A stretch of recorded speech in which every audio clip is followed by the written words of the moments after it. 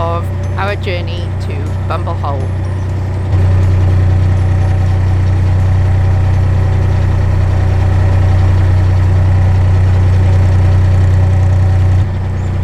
If you watched yesterday's vlog, you'll know that we moored up early so that we could take Alice to the vet. We actually stopped a little bit earlier than we thought we would because it's no time by road and another hour by boat, so we thought stop where we see somewhere to stop. And it was really handy, there was a pub there, so we could call a cab easily. Alice is fine, but we will give you a little bit more detail when Anna Marie emerges from, I think, the shower shortly. The plan for today is to get onto the Birmingham and Fazeley Canal, which is about 4 hours. It's not 4 hours away. We're going to do about 4 hours of cruising, I think. And there's a couple of locks to go through, and then we're going to moor up on some before we get to another batch of locks. That's the plan.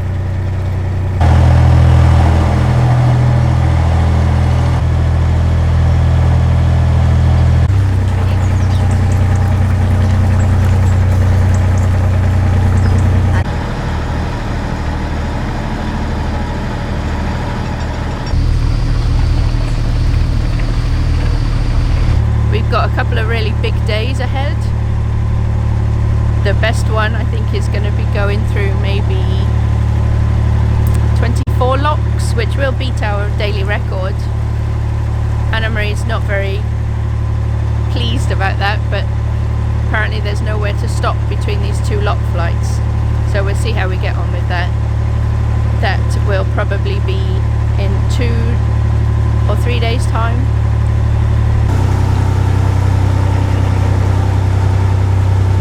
We just came out of the Glasscoat locks, which were really, really easy because we had a bit of a queue to begin with, and then after the queue we had some volunteers turn up from the Waterways Chaplain Society, and so heads up, they have some God books on the side if you want to read those. They also had some non-God books. No, they didn't. I looked at their books, they're all God books.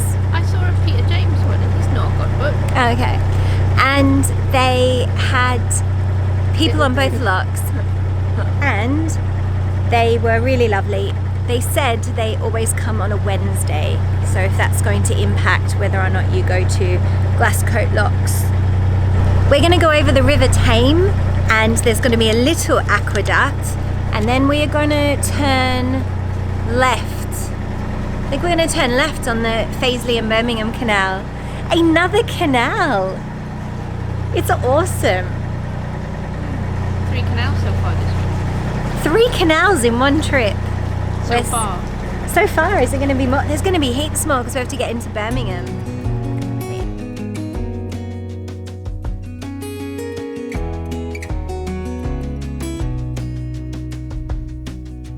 Lost again, going back around, dreaming of a time when I get things right, lost in the shadows of a million stars. Shouldn't they enlighten my near and far? Shouldn't they at all just tell me where you are? So that's 3 boats in a row we're waiting at this bridge for. Kaf's doing an awesome job. We're just really basically reversing, and when we reverse, our nose goes to the right, so that's the right direction for this reversing. So we're just reversing out of the way, and that's kind of all you can do. If you're in a hurry, you should have bought a plane, not little Lego blocks that go on the water. This is I think this is the 5th one we are now reversing for. No, it's the 4th. But I said they should have all just bought one big long wide beam and travelled together. wide beams can't come round here. Oh, just a 70 foot then for the 4 of them times maybe 8 crew. Oh, I was gonna go another boat. It's a moored boat.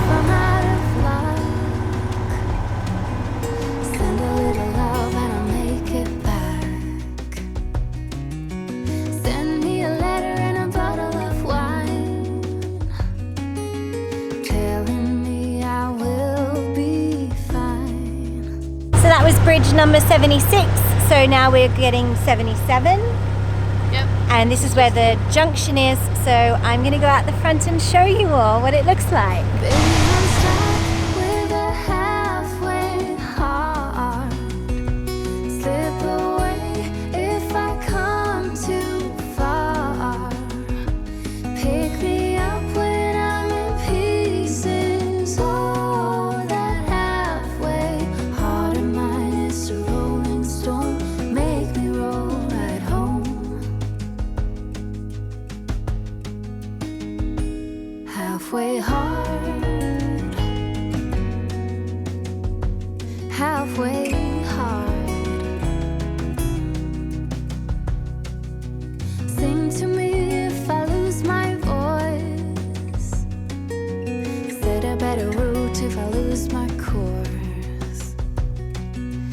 Count on my company and I will come. Save me when I am falling. Save me when I am falling. Save my love when I fall. Baby, I'm stuck with a halfway heart. Slip away if I come too far. Pick me up when I'm in pieces. Oh, that halfway heart of mine is a rolling stone. Make me roll right home. Baby, I'm stuck with a halfway heart. Slip away if I come too far. Pick me up when I'm in pieces. Oh, that halfway heart of mine is a rolling stone. Make me roll right home. Halfway hard. Send a little love, I'll make it back.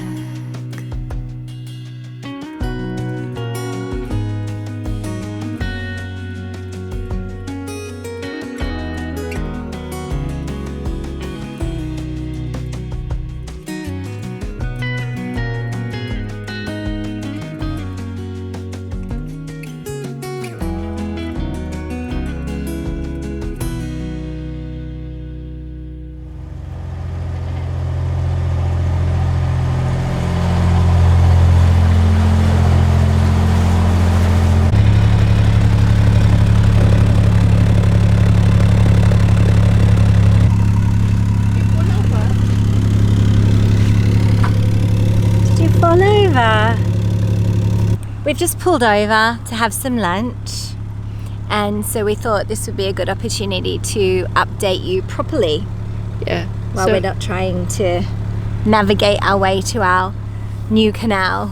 Yeah, so this canal is quite narrow compared to the Coventry Canal, and it's really beautiful, but it is narrow, Yeah. and the bridges are a little bit narrower. And I think it's a really good experience.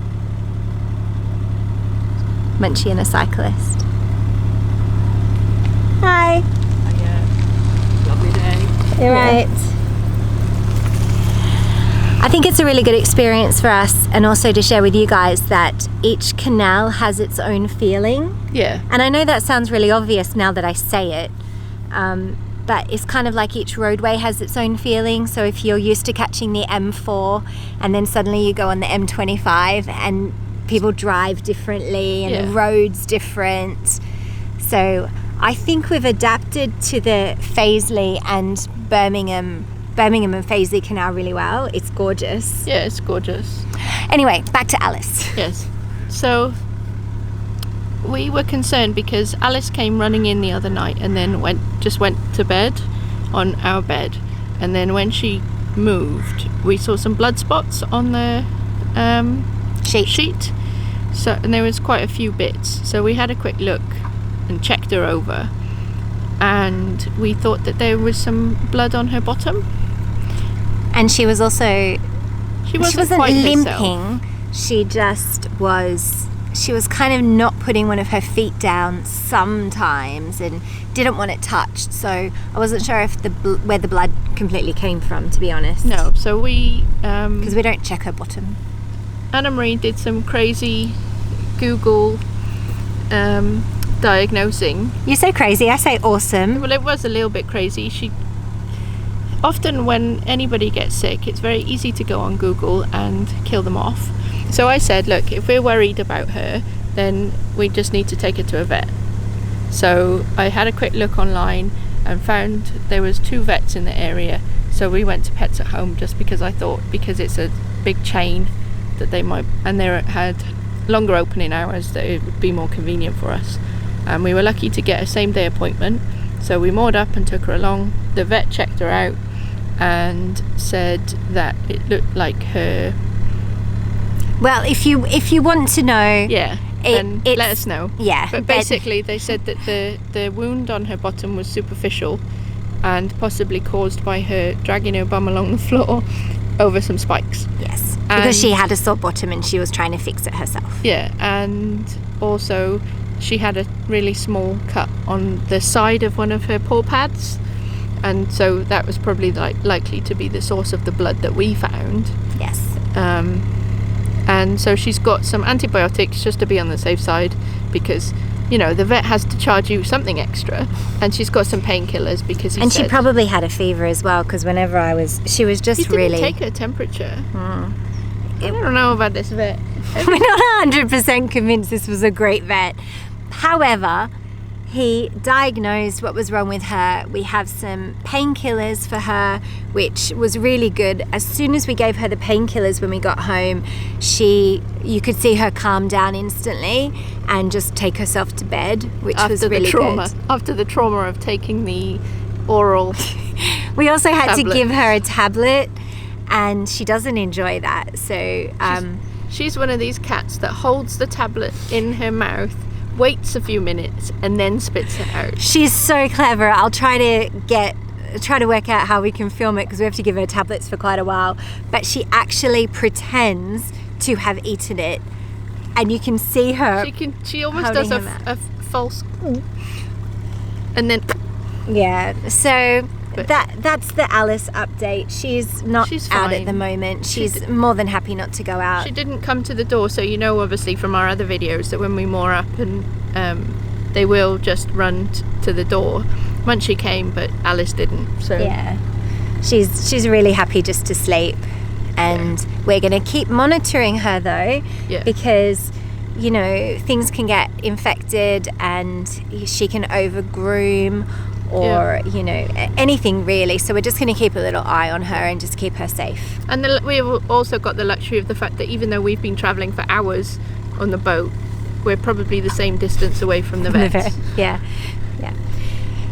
If you want to read more about how we look after our pets on board, and especially in emergency, I'm going to pin a blog post to this video that'll take you to our website that kind of explains a little bit more what you should do if you find that you are on a narrowboat and your cat happens to, or your pet happens to fall unwell. So I guess I better go post that post.